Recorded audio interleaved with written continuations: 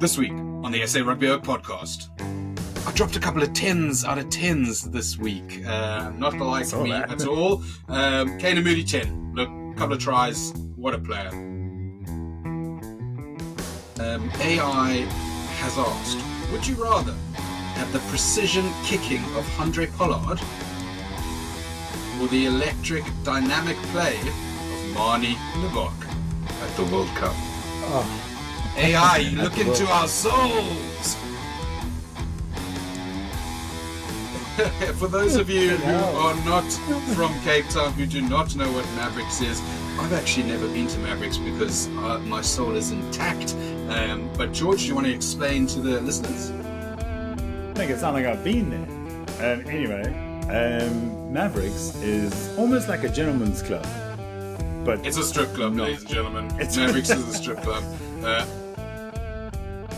Welcome to the SA Rugby Oak podcast with me, Matt, the SA Rugby Oak, and my faithful host, Triton George. How's it going? Absolutely fantastic, especially after an amazing Bok win yesterday. Let's talk through the Wales Springboks match in Cardiff yesterday. Obviously, look, we know that it was probably a third-rate Wales team against what I'm going to probably assess as a B-plus Springbok team. Still a lot of names out, but very close to maybe what our starting team might be at the World Cup. Let's dive right into it, George. What did you think of the game? I thought the game started off all right for us. I was a bit worried because considering the team that Wales put out there, I was thinking, gosh, we should hit them from the get-go. And we didn't. I mean, we scored early, fine. Sia, amazing. Sia comes back. Little dunk off to Marks in the first 3 minutes. Fair. Okay, so I've jumped the gun there a bit, but after that, we looked a bit flat. But I suppose that's what happens when you go up to Wales. They're playing in the Principality Stadium. I've been there to watch a game. It's immense. There's the noise, the crowd, the flames. They love the flames there. Well, they are the Dragons. They are. And it made for early watching was a bit nerve-wracking. I was a bit like, oh, this is not looking good considering the squad we put out compared to them. No offense, I'm not taking any digs at Wales here, but I'm just saying I thought the first 20-odd minutes we would have really put it to them. However, the boys turned it up, and it went better. It got a lot better, and I was happy by the end of the game. Let's put it that way. Look, I think they turned it on. We spoke last week about predicting scores, probably about a 10, 15-point margin. We didn't realise the injuries that they'd have late on in the game, Dan Bigger, etc., being pulled out last minute, just as a precaution for the Wales fan, but probably sensible pre the World Cup with that match against Fiji being their first one. You don't want to be injured running into Fiji. But I think Sia actually was really humble in the post-match interview, if you saw it, talking about them being in that stage a few years ago and the Welsh team not to lose hope. They're young players. I think the backline had 39 caps, and they compared it to Villy LaRue, one of the platforms, who had 89 caps, whatever it was. Outrageous that these guys actually came out to play. I think their number 12 was very abrasive. Forgive me for not remembering the name, but I'm sure we'll remember it in a few months' time. And I think Wales just, when you hit a team as well versed as the Springboks at that level, it's going to be tough for them. Yeah. But we took our opportunities. The coach said, Jacques said at the end of the game, we missed probably 4 try-scoring opportunities. That's probably right. And could we have maybe looked at a 70-point scoreline? Yes. But very happy that we actually took advantage of how much better we were as a team and how much more skillful our players were, and actually racked up some points. Because if we had won maybe 35-15, it would have been pretty... You probably looked at it and go, not good enough. And the fact that we only let them score 1 try, look, it was annoying that they did get that garbage time try because our defence was, I think, generally good. But look, all credit to them for not giving up as well. Yeah, that's it. I mean, you're in front of your home crowd. It's a young team. You've got that sort of gees, BMT driving you to keep going. So credit to them, like you said, well played to them. But I'm glad the boys put the nails in the coffins at the end there. And some really good counter-attacking rugby. Yeah. Absolutely. Look, let's run through my player ratings. Had a couple of people come back on social media with a couple of bits that they weren't so happy about. I think every player that played for the Springboks played well. Let's just put it that way. There's only one player who's got lower than an 8. We'll dive into that. But I think everyone on that field played absolutely amazingly. Look, you can't pick the opposition. Sometimes we play against opposition that are going to get pummeled. Sometimes we don't. But as long as you play well, I think we can celebrate the win. Villy Leroux, 8 out of 10. I think he had a solid game. A couple of those early aerial battles, maybe he wasn't up to scratch with, which I thought was unfortunate. But I thought 8's probably a solid score for him. We move on to Kane Moody. I dropped a couple of 10s out of 10s this week. Not like me at all. Kane Moody, 10. Look, a couple of tries. What a player. Yeah, I mean, to come off, was he man of the match against the RGs, right? Twice in a row. I think. Twice in a row. 20 years old. It does come, you got that youth. You've got no fear. Little mistakes here and there, but nothing that would take away a 10. He was brilliant. 101 meters or something made, 2 tries. Come on. Look, beautiful. He was showing class all around the field. Just to talk about the wings, I saw yesterday someone posted that the last 4 matches have had 3 different South African wings as man of the matches. Curtly Arendse, then Chesn Colby, and then Dos times Kane Moody, which is pretty unbelievable. Moving on to another in that department. Moving on to another 10 score. Jesse Creel back with a bang. What a game for the guy. I'm so happy for him because there are Creel haters out there, but wowza. He showed some pace and showed why he's been on the wing before. That second try. Yo. I think you got to say that 13 is his position. Let's play him as a second choice 13. He is versatile, of course, but we've got the wings. Stop playing him on wing. He's got to be playing 13. With on the sidelines, I'm pretty happy with how his form is peaking. Move on to De Linde. Look, I've made some comments. People have made some comments that maybe he's not our number one 12 at the moment. I think he had a great game. I think he set up, the second try with that kick through. Yeah. He was trying things all game, and for a young defence in the Wales, I think they covered. Their focus was 10 and 12 channel, and they did tie that up pretty well. But I think De Linde didn't put a foot wrong. He was good defensively. Chesn Colby, 10 out of 10 once again. Look, he was unbelievably. He wasn't on this try scoring sheet, but fantastic play for him. Defence attack. He was so desperate to he was breaking his own ankles and everyone else on the pitch. It was unbelievable. Yeah. I'm glad he didn't get injured because a couple of hits there he took that was worrying. But he was definitely targeted as always, and rightly so. If I was defending against him, I'd also try. I would be, my ankles would be broken, stick and done. There's that slow-mo of him doing, he didn't gain much ground, but the stepping from side to side there was incredible. My ankles hurt watching him do it. Unbelievably. Look, we're going to go on to number 10, my first 7 of the day, Manie Libbok. The way I did it, and it's the same way I did it for the RG's game, I separated it into 2 ratings. I said, what was he score out of 10? I actually rated him a 9 out of 10. I thought his dynamic play at 10 was sensational on attack. Made some great breaks. There was that one pass to Kane Moody just behind him at the end, but it was a fantastic break. He is the kind of Springbok number 10 that we need for attack. Yeah. Unfortunately, look, we're all talking about it. I'm not going to go on about it because he's probably beating himself up more than we are. His kicking is not good enough right now. He's got a 76% rating at club level. He's only, I think it's just under 60% now after that game at international level. We need to bring the Stormers kicking coach on to get him right because obviously someone's teaching him some kind of technique that's not working for him. But what I did is I took away probably half a point for each of those missed kicks. To go from 9 to 7. It would have taken him down to 6.5, because I think he missed 5 kicks. It's just not good enough. He knows it as much as we do. I'm not going to go on about it anymore. That brought him down to probably 6.5. I rounded up to 7. 7's still a great score. But if he was playing any other position, the kickings wouldn't matter. Exactly. And, that's just the way it is for the Boks at the moment.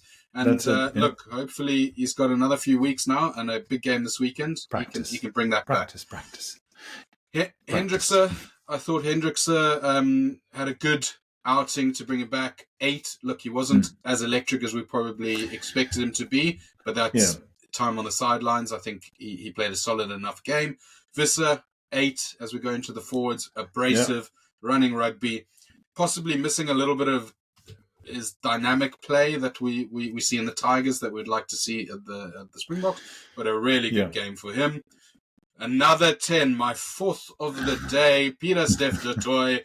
Absolutely barnstorming appearance for the Springboks. Once again, going to his World Rugby Player of the Year style of play. Will he be back there after this World Cup? Who knows? But for now, what a game by Pieter-Steph du Toit. Man, I love Pieter-Steph du Toit. And we mentioned it in our last episode. He's had a tough few years with injuries and whatnot, but he's like Jesse Kriel coming into form at the right time. And that intercept, amazing. The pass to a lot of the time, it happened to me when I played rugby. You get a bit overexcited if you've busted through, and you're galloping down the line and you pass, and it's a shocker. But that was a beautiful pass. It was a beautiful pass, and don't make me talk about Jesse Kriel again. But what wheels on the boy? To just hand someone off and under the poles. But Pieter-Steph du Toit was everywhere. He was everywhere. He showed yesterday why he is not a lock. He showed why he's not a lock. His pace, his dynamic play, his ball reading, and you need him out on the sides of those scrums to affect the game as best as can. Defense was outstanding, 10 out of 10. There's nothing more to say. He hunts the number 10s. That's his role. He will take the fly off out, and you got to keep him in that 7 jersey to be able to do that. Because I would be having nightmares about him if I was Scotland or Ireland. Look, they may be confident going to a game, but when you see Pieter-Steph du Toit come into this kind of form, unbelievable. Very quickly, Khaleesi, I got him a 9 out of 10. 40 minutes back on the field. We all love to see it. He set up that try, didn't do a lot wrong. Was just beautiful to watch him putting his body on the line, not being scared about his injury, and seems to have come out fine. Happy with that. So glad he's back. RG Snyman. Actually, we'll talk about RG Snyman and Jean Klein together because they are a dynamic team playing for Munster. And now I think they're actually fantastic as a duo, both 9 out of 10. RG Snyman was all over the park, and Klein was absolutely fantastic. It's the first time I've ever probably said this for 4 or 5 years. If our first team fours get injured, and Lurt already is, I'm actually not worried at all. Yeah, I'm on the same boat there. RG with the breakthrough, the hands, throwing it behind, and well, he didn't throw it behind in the end, but the show and go, and just the way he is, because he's 6'10". Every time you're at a ruck, he's on that 9's, well, he's in the 9's face, just going for it, and lovely to see. And then Jean and him together is just, it's poetry in motion. I loved it. Beautiful. Absolutely. Look, the Viking, fantastic. Both of them obviously got a really good friendship as well. And you can see that on the pitch. They like playing together too. Go on to the front row. Malherbe 9, Kitsy 9, and Marks 10. I think Marks for the try gets probably an extra little pip on there. He also had a couple of pilfers. It was a young Wales team, but we dominated and destroyed their scrums. So, I'm not going to go on about how we're the best scrumming team in the world, which I think we are. It was a weak Wales front row, but you're going to destroy what is in front of you, and we did.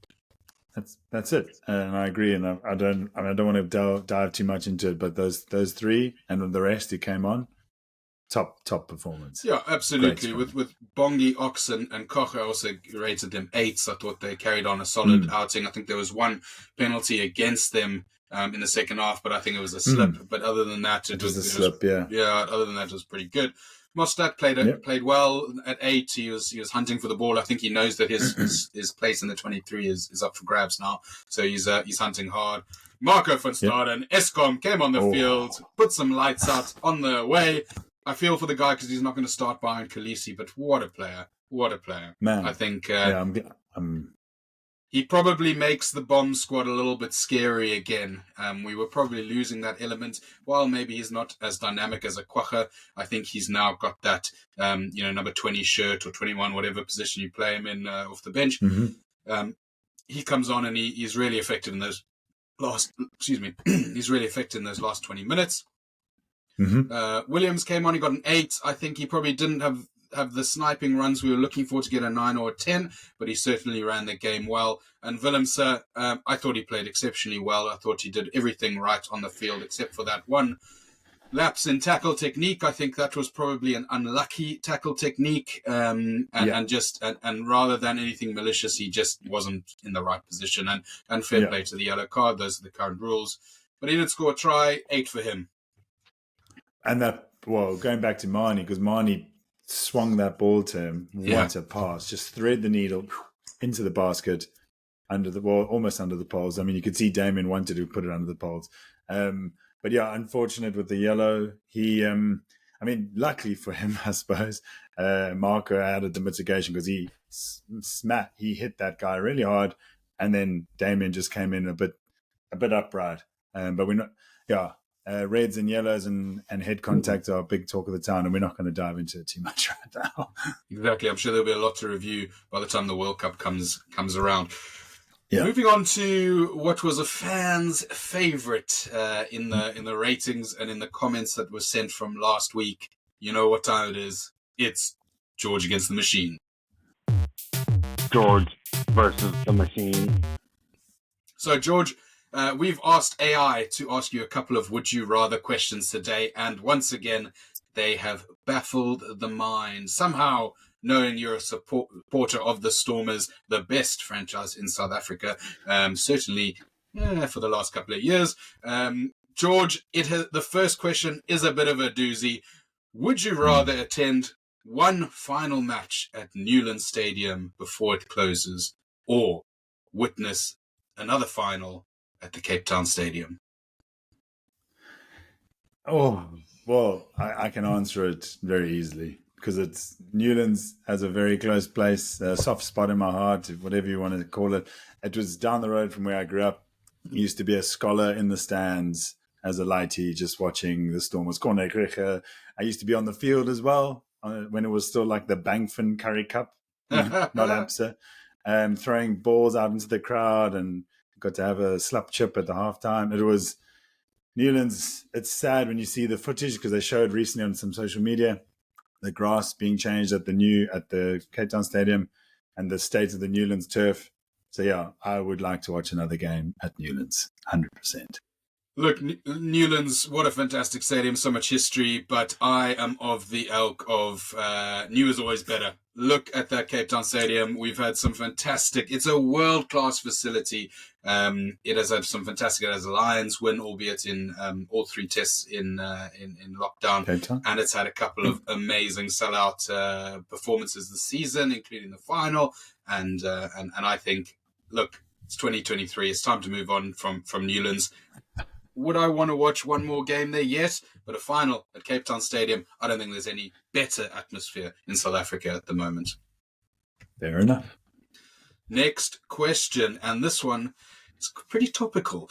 AI has asked, would you rather have the precision kicking of Handré Pollard or the electric dynamic play of Marnie Libbok at the World Cup? Oh. AI, you look into our souls. Is this at the World Cup? At the World Cup. Oh man.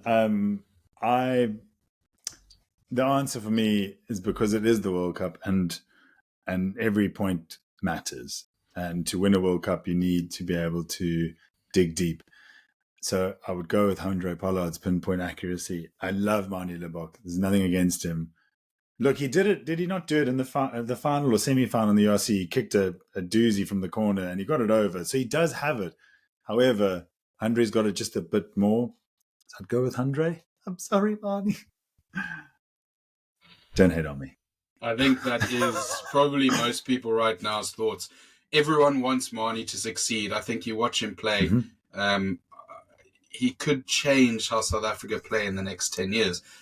But just like Malcolm Marx needing to hit his lineouts back in 2018, 2017, you've got to have a number 10 that hits his goals. Marnie's got a bit of the yips at the moment because he can do it. I think it's probably a mental thing. Go on, Marnie. Prove us wrong. On to the next segment. Oh, damn, Rugby. You nasty. This week, we had a listener send through a story, so we're going to play it on the podcast for everyone to hear. You ready, George?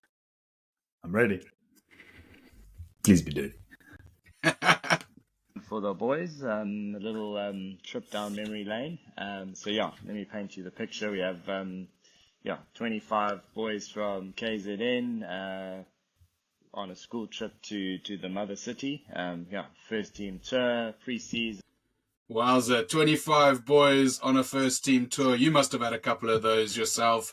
Not for third team Matt, but for first team George, potentially. Sadly, I didn't. I was cuck at school. I went on a tour once, and it was with mates. I went to support. Moving swiftly on. Then we're heading off to pay 3 of the most prestigious schools in Kaapstad. So we head off all buzzed up on Energize, Lucasades, Powerades, and all of the above. Head there for our first game, and goes off like fireworks. Wonderful display of rugby. All the boys are buzzing after the big W, and we're looking for some watering holes to sort of venture to. Obviously, it goes without saying, none of the boys were drinking. Our first team. None of the boys were drinking. No. I don't think I've ever been told a story about a rugby tour where the boys weren't drinking at breakfast, quite frankly. So not sure what these KZN boys were doing. Definitely not drinking beers. Off the beers and sort of, limes and sodas all around. And then these boys from Cape Town, they're like, yeah, you guys, you should dive into one of the hot spots that Cape Town has to offer. So our ears perked up as you would, and we headed to a place called Mavericks, which I'm pretty sure in and amongst the listeners, I think is quite maybe one or two of you have ventured there in your time. Anyways, a bit of Mavericks for the boys. For those of you who are not from Cape Town, who do not know what Mavericks is, I've actually never been to Mavericks because my soul is intact. But George, do you want to explain to the listeners? Make it sound like I've been there. Anyway, Mavericks is almost like a gentleman's club. But it's a strip club, ladies and gentlemen. Mavericks is a strip club. I don't, from what I've heard, I don't think it's particularly a fantastic strip club, but it is the premier strip club in the Cape Town region. So we proceeded to enter into this establishment, and as you can imagine, it was dear to the headlights. Lots going on, lots to take in, especially in the 3D format, if you know what I mean. We proceeded to get some tables and sort of, dive into a couple of dances, and everyone's sort of having a great time. And then, a couple of hours down the line, everything's going sort of, everyone's happy as Larry. And we sort of look to the entrance of the building, and we see none other than our forwards and our head coach rocking a little bit Willie Steam. Wowza. Okay, so this can go one of two ways. It can go all guns blazing and everyone gets in trouble. Parents are called, flown back to KZN, back to the farm, back to the boarding house, back to the suburbs, and never allowed out again. Or, mumbling and stumbling around. And we our eyes locked onto them, their eyes locked onto us, and we just like, you know what? Pull in, and we just they came, joined the table, and high fives all round. So fantastic story, great memories to this day, and that's what it's all about. You know what? That is what it's all about. That is what it's all about. We talk so much about the rugby community and how everyone treats each other well, looks after each other, and enjoys a beer. Wow. Couple of people, obviously it's coming anonymously. A school might get in trouble these days for something like that. Potentially this gentleman is a little bit older like ourselves. I remember going out while at school and seeing teachers and getting into trouble. But I guess Well, actually, there might be a little a silence deal. We don't tell you, and you don't tell on us, and we all move on. But it actually sounds like they enjoyed a beer together, which is what it is all about, ladies and gentlemen. Fantastic story. You nasty. Well, guys, let's move on to the last segment of the day. The one that we focus on, the Rugby World Cup in France, of course. Only France. Only France. George, we've got a big game next week. We'll both be attending at Twickenham Stadium, All Blacks versus the Springboks. Very quickly, in about 30 seconds, tell me, what do you expect us to show in our last warm-up game before the World Cup? Right, so I think very quickly, similar team, and just go into because we know Kiwi games are always probably the toughest games. It's away from home for both teams, so maybe a bit of expansive rugby. We've got Marnie swinging it around, maybe something to surprise the Kiwis because they know we just use the forwards.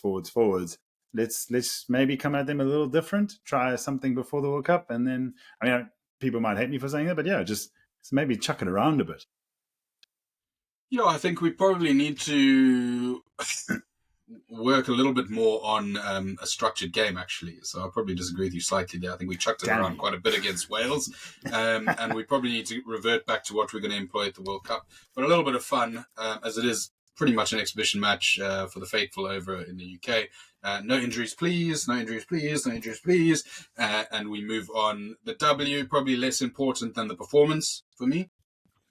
Yeah, I suppose, yeah, I'll go back a bit on what I've said. One thing I'd like us to focus on is our aerial battles. So structure, as you said, but I'd like to see us winning some of the aerial battles because we lacked that yesterday. They'll definitely be testing us there. They tested us that in the last, and it's the easy one to test us, right? It is, but let's show them that we're better than them. Come on, Iboga.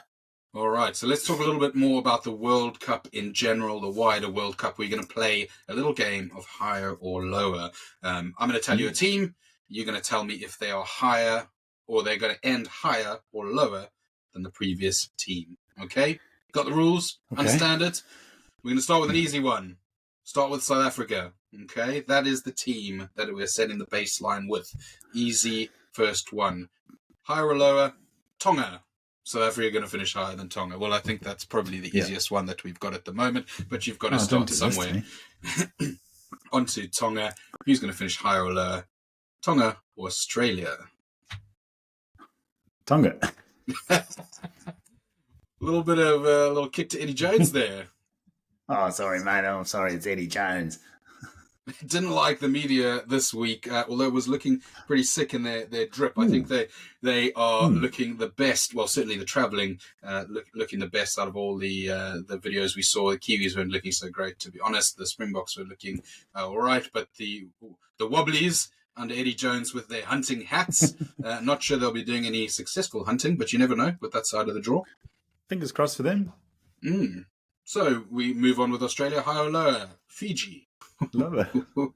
Fiji's going to end lower than Australia. No. Oh, I'm saying Fiji's going to end higher than Australia. Okay. Higher, sorry. Yeah. Should have said that. Fiji played quite well yesterday against France. I know it wasn't the French first string side. They showed some, I think half-time was really close, 16-10 or something. It was close. Yeah, and Australia, Fiji, Wales are in the same group. I think it's with Georgia as well. So that's number 9, 10, 11, and 12 in the world or something, all linked together. Fiji could be the surprise team in that group. I think Wales are either going to get through or they're going to come, or they're not. There's no, you can't, what a stupid thing to say, but there's no knowing what Wales are going to do. I think Australia probably will sneak through, but Fiji could surprise some people there. Yeah, and you've mentioned another team now, but I'll wait for you to ask me the question, and I might change all my answers. So, higher or lower for Fiji? Is England going to end higher or lower than Fiji? England will end higher than Fiji. You sure about that? They're going to make it out of the group?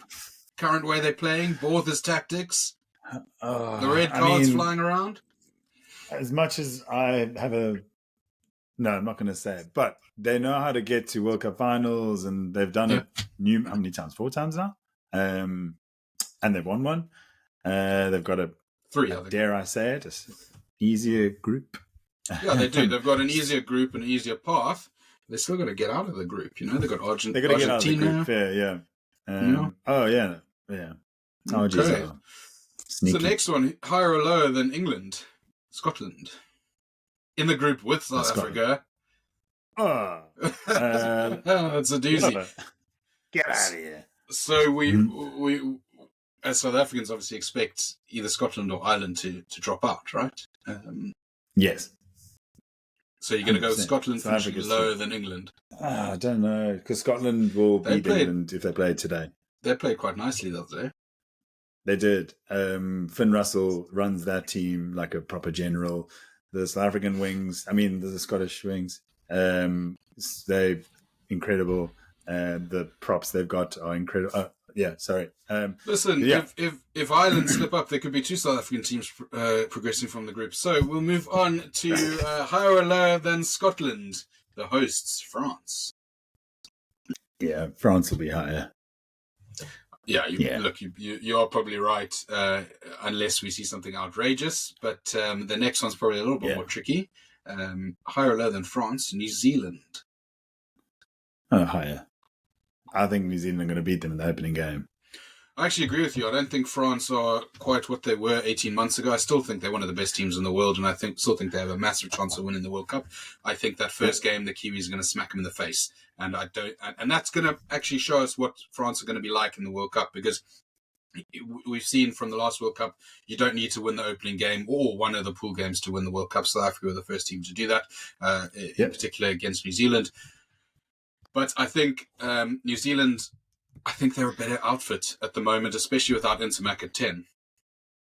Yeah, definitely. For the French and for a couple other teams where, like us, for example, we have one sort of standout 10. New Zealand have three. Yeah. So unbelievable. They have three world-class 10s. So they're very lucky. But on top of that, they're a team that knows how to win. Correct. And they've got that formula down.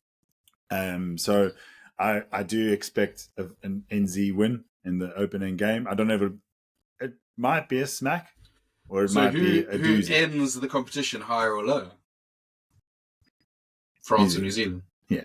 New Zealand are going to make it through. Interesting. Now, oh no, but that makes my life difficult now. Hold on, because I'm thinking we would have to meet one of those two. Hey, we've got to beat the best to be the best, right? So let's do it. New Zealand, higher or lower, Argentina. New Zealand will be higher than Argentina. Okay. Well, there's an argument here that Argentina are probably going to cruise through the group, might even get into the semi-finals. New Zealand, you've already said, beats France, so probably makes it to the semi-finals as well. I want everyone to make it to the final, actually, and the Boca win. when I first say Argentina, I think people might think, oh, scoff, not a stupid question, but actually, with their side of the group, they could get further than New Zealand if New Zealand slip up, because a bronze medal playoff is not outrageous for Argentina. New Zealand have South Africa or France and Ireland at some point to get through to get to that position. So not when you put it that way, easy question, but you still think New Zealand. No, you've convinced me. I'm changing my mind because. Yeah, the RGs have done it as well. They've made it to the semis numerous times. And like you said, they've got a bit of an easier, I don't say easier part. They've got a decent pool, but they are one of the better teams in it. Mm. So if going by my heart and the Boca and everything, RG's above New Zealand. Wowza, you heard it here first. Now, last one, number one, going into the World Cup, higher or lower, based on the same argument we've just had. Ireland. Higher or lower than Argentina. Are they going to break the quarterfinal voodoo? The voodoo that you do? They could. Look, I watched most of the game yesterday, and it wasn't anything like... They're a great side, but I wasn't like, oh my God. I wasn't trembling when I watched it. I was just like, we can beat these guys. So I said Ireland will not end higher than the RGs. I agree with you there. I think they're actually going to get knocked out of the first time of asking. They're going to make it through the pool. I think South Africa and Scotland will make it through the pool, whichever way that turns out. South Africa and Ireland will make it through the pool, whichever way that works out. And I think Ireland will come against probably New Zealand to start it off and get knocked out. Even if they come against France, I think they'd get knocked out in France, even without Intermac. I think it's a classic case of, hopefully, both favourite Northern Hemisphere teams peaking at the wrong time, as they do year after year or tournament after tournament. But I think that was an interesting game to play, and I think it'll be interesting to see, once we get through the pool stages, we maybe revisit that and see how things have changed. Yeah. That's all from us today. Thank you so much for joining us. Please like, subscribe, follow us. We're on YouTube. We're on Spotify, Apple Podcasts, anywhere you like your podcast. Please subscribe to us on YouTube to watch the videos. Check out at SA Rugby Oak on Instagram and at TryTimeGeorge as well for latest updates on the podcast and South African rugby in general. We've loved having you listen to us. Thank you so much, and we'll see you next time.